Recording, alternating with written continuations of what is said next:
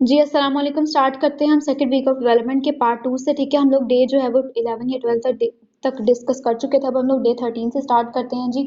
उससे पहले जो है वो हमारे पास एक पैराग्राफ में छोड़ गई थी दरमियान में, वो यहाँ पे जो है वो एक टर्म यूज हो रही है, दैट इज डिसिडुआ रिएक्शन। ठीक है, अब डिसिडुआ रिएक्शन की हम बात करते हैं। डिसिडुआ इज नथिंग। ठीक है, आप लोग आगे भी जाके पढ़ेंगे प्लेसेंटा वाले चैप्टर में मेनली, लेकिन मैं आपको यहाँ पे भी क्लैरिफाई करना चाहती हूँ कि decidua is nothing but endometrium in the pregnant woman is called डिसिडुआ।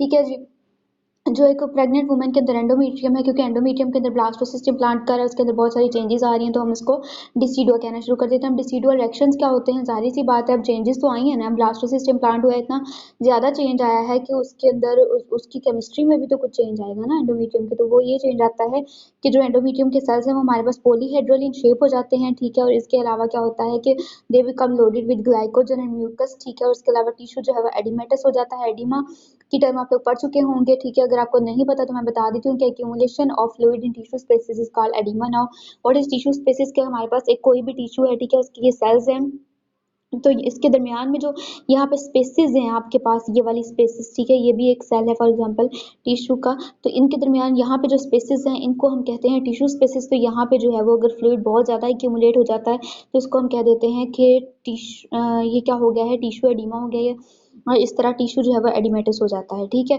अच्छा जी, हम लोग अब आगे चलते हैं। और दूसरी बात ये है हमारे पास कि जो पहले पहले क्या होता है स्टार्ट में कि सिर्फ और सिर्फ जिस जिस जगह पे ये हमारे पास, जाहिर सी बात, एक स्पेसिफिक या एक पूरी की पूरी एंडोमेट्रियम के अंदर आके तो ये इम्प्लांट नहीं ना हो गया हमारे पास, ये जो ब्लास्टोसिस्ट है कुछ ही जगह पे इम्प्लांट आके हुआ है, जिस जगह पे वो इम्प्लांट हुआ है ये सारे चेंजेस रेसिडुअल रिएक्शन सिर्फ और सिर्फ वहां तक लिमिटेड होता है। आहिस्ता आहिस्ता जो है वो ये पूरी एंडोमेट्रियम के अंदर ये सारे चेंजेस जो है वो स्प्रेड कर जाते हैं। ठीक है जी, आगे चलते हैं, हम लोग अपने डे 13 को स्टार्ट करते हैं। ठीक है, अब डे 13 में मेनली हमारे पास ये होना है कि हमारे पास जो है ये जो वर्ड, एक और टर्म आपके पास, ये जो लाइन आपको कंफ्यूज करी होगी वो लाइन क्या है जी, कि हमारे पास ये जो surface defect in the endometrium has usually healed, वो ये है कि एंडोमेट्रियम के अंदर जब जाहिर सी बात है ब्लास्टोसिस में क्या होना है, इम्प्लांट होना है, तो यहाँ पे भी कुछ वो चेंजेस उसकी लाइनिंग के अंदर भी क्रिएट करा होगा। ठीक है, उसने भी हील होना है आहिस्ता आहिस्ता, क्योंकि जो इस तरह उसको एक उसके अंदर धुसा था ये। ठीक है, तो उस टाइम पे जो है इसने कुछ लाइनिंग को जो है वो इरोड किया होगा, उस लाइनिंग ने जो है वो हमारे पास दोबारा से हील होना है। तो ये वाली लाइन भी बार बार वो यही कर रहा है कि डे 13 पे आके ये जो सरफेस डिफेक्ट है एंडोमेट्रियम के अंदर वो ऑलमोस्ट कम्प्लीटली हील हो चुका है, क्योंकि यहाँ पे आप लोग देखें आपको पूरी की पूरी जो है वो यहाँ पे एक एंडोमेट्रियम की लाइनिंग पूरी की पूरी दिखाई गई है। लेकिन इसके अलावा अगर आप लोग देखें पिछली वाली डायग्राम्स में, तो यहाँ पे आपके पास यहाँ पे ये कोगुलम सा दिखाया गया, क्योंकि अब ये लाइनिंग हील हो रही है जहाँ से ये ब्लास्टोसिस्ट जो है वो एंटर होके गया था। ठीक है जी, आगे चलते हैं हम लोग। अच्छा, अब इस डे पे हमारे पास क्या होना है कि मेनली 13th डे जो है, ये हम लोग डे 13, कौन से डे 13 की बात करें, फर्टिलाइजेशन जिस दिन पे हुई थी हमारे पास, ठीक है, एग और स्पर्म जो है वो जिस दिन पे हमारे पास मिला था, उससे अगले 13th डे की बात करें हम लोग। ठीक है, अब क्या होता है हमारे पास, क्योंकि अब ज़्यादा ये देखें आपके पास एंडोमेट्रियम के साथ इसने कनेक्शन डेवलप कर दिया, यहाँ पे भी एम्ब्रियोनिक पोल पे भी, एब एम्ब्रियोनिक पोल पे, ये एम्ब्रियोनिक पोल है, ये एब एम्ब्रियोनिक पोल है, दोनों पे इसने जो है वो कनेक्शन डेवलप कर दिया है। तो अब हमारे पास ब्लड जो है वो ज़्यादा आने लग गया है इस ब्लास्टोसिस्ट के अंदर, एंडोमेट्रियम के अंदर, जिसकी वजह से क्या हो, एंडोमेट्रियम से ब्लड जो है वो एंडोमेट्रियम की आर्टरीज से ब्लड ज़्यादा लीक होने लग गया, जिसकी वजह से क्या होगा, कभी कभी ऐसा होता है कि ये जो ब्लड है ये लीक हो जाता है वेजाइना के जरिए भी, जिसकी वजह से फीमेल को ये लगता है 14th डे पे, जाहिर सी बात है ओवुलेशन हुई थी उसकी, अगर उसका जो है वो मेंस्ट्रुअल साइकिल 28 डेज का है तो 14th डे पे उसकी ओवुलेशन हुई थी, तो 14th के अगले 13वें दिन क्या हुआ है कि वो जो हमारे पास ब्लीडिंग हो गई है, जिसकी वजह से वो अगला 13वां दिन हम देखें तो 27th डे बनता है, 14 + 13 27th डे बनता है, और उस डे पे ब्लीडिंग हो गई है, तो फीमेल समझती है अच्छा भाई मेरा तो मेंस्ट्रुअल जो साइकिल था वही 28 डेज का था, जाहिर सी बात है मुझे नॉर्मल ही ब्लीडिंग हुई है। ठीक है, जिसकी वजह से वो इसको जो है वो हमारे पास इग्नोर कर देती है, और इसके रिजल्ट में क्या होता है कि ईडीडी जो है वो एक्सपेक्टेड डेट ऑफ डिलीवरी जो है वो डिटरमिन करना जो है वो हमारे पास थोड़ी सी डेट आगे पीछे हो जाती है। ठीक है, ये है एक्सपेक्टेड डेट ऑफ डिलीवरी, कैसे फाइंड करते हैं इसके बारे में भी हम नेक्स्ट वीडियोस में डिस्कस करेंगे, अभी आपका इसके साथ कंसर्न है इसलिए मैं इसके बारे में बात नहीं करूंगी। अच्छा जी, अब मेनली हम लोग नेक्स्ट अपने टॉपिक की तरफ आते हैं। फिर क्या होता है हमारे पास, अगर हम लोग इस वाली डायग्राम को देखें ठीक है, इस वाले डायग्राम को अगर हम लोग देखें, ये अंदर हमारे पास क्या था जी, ये हमारे पास प्रिमिटिव यॉर्क सैक था। इस प्रिमिटिव यॉर्क सैक के अंदर क्या होता है, ये जो हाइपोब्लास्ट के सेल्स हैं, ये फिर कुछ सेल्स रिलीज करना शुरू कर देते हैं, जो एक और जो है वो हमारे पास क्या करते हैं, एक और यॉर्क सैक अपने अंदर बना लेते हैं। ठीक है, पहले ये वाला प्रिमिटिव यॉर्क सैक था, अब ये वाला जो है वो हमारे पास क्या बन गया है, ये डेफिनेटिव यॉर्क सैक है। ठीक है जी, ये डेफिनेटिव यॉर्क सैक है हमारे पास।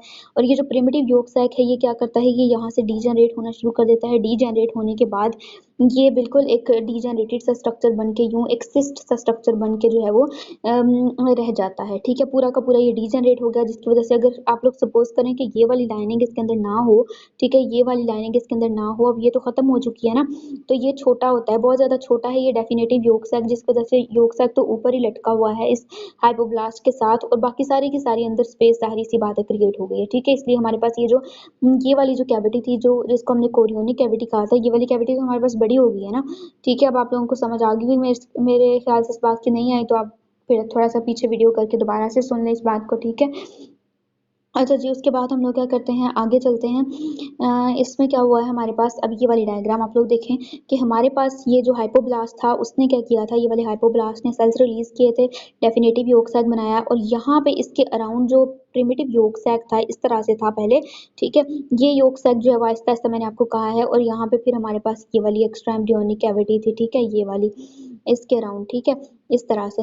लेकिन अब क्या हुआ है, हमारे पास ये वाला जो है वो प्रिमिटिव यॉर्क सैक जो है वो डीजेनरेट होके एक सिस्ट बनाना है उसने, ठीक है, जिसकी वजह से ये डीजेनरेट होने के बाद हमारे पास क्या आ गया है, ये नीचे एक सिस्ट उसने बना दिया है, और ये वाली कैविटी जो है वो, जिसको हमने एक्स्ट्रा एम्ब्रियोनिक कैविटी कहा था, या कोरियोनिक कैविटी भी इसको हम कहते हैं, ठीक है, ये क्या हो गई है, एनलार्ज हो गई है हमारे पास, ठीक है। अब हम लोग क्या कहते हैं कि ये जो हमारे पास अ, ये हमारे पास क्या है जी, ये वाली लाइनिंग, ये जो आपको बिल्कुल बहुत ही लाइट कलर में या शायद आपको नज़र ही नहीं आ रही होगी, ठीक है, लेट मी ज़ूम इट, ठीक है, ज़ूम कर लेते हैं हम लोग इस डायग्राम को। आपको यहाँ पे एक लाइनिंग जो है वो अब अगर नज़र आई है, ठीक है, बहुत ही लाइट से कलर में ये आपको लाइनिंग नज़र आ रही होगी। कौन सी लाइनिंग है जी यहाँ पे? ये वाली बहुत सी लाइट कलर में आपको लाइनिंग नज़र आ रही है, ठीक है जी। ये लाइनिंग जो है मेनली हमारे पास, इसको हम कहेंगे, अब क्या कहेंगे इसको हम कहेंगे एक्स्ट्रा एम्ब्रियोनिक सोमैटिक मेसोडर्म, या इसको हम कोरियोनिक प्लेट भी कहेंगे, ठीक है जी। और ये हमारे पास एक्स्ट्रा एम्ब्रियोनिक कैविटी बन गई है, एक्स्ट्रा एम्ब्रियोनिक सीलोम बन गई, जिसको हम कोरियोनिक कैविटी कहते हैं। सीलोम या कैविटी एक ही बात होती है, ठीक है। अब एक्स्ट्रा एम्ब्रियोनिक स्प्लैंक्निक मेसोडर्म जो ऊपर यहाँ इसके साथ जो है वो लाइन अप कर रही थी, किसके साथ? इस प्रिमिटिव यॉर्क सैक, जो हमारे पास पहले वाला यॉर्क सैक था, यहाँ पे लाइन अप कर रही थी, वो खत्म हो गया स्प्लैंक्निक लेयर इसकी, ठीक है, वो आपको इस डायग्राम में भी नजर नहीं आ रही होगी। अच्छा जी, और फिर इसके अलावा इसके अंदर क्या और चेंजेस होते हैं, इसके अंदर जो है वो यही वाले सारे चेंजेस जो मैंने आपको बता दिए हैं वही होते हैं, और एक और बात जो है वो हमारे पास विलाई बनना स्टार्ट हो जाते हैं, ठीक है।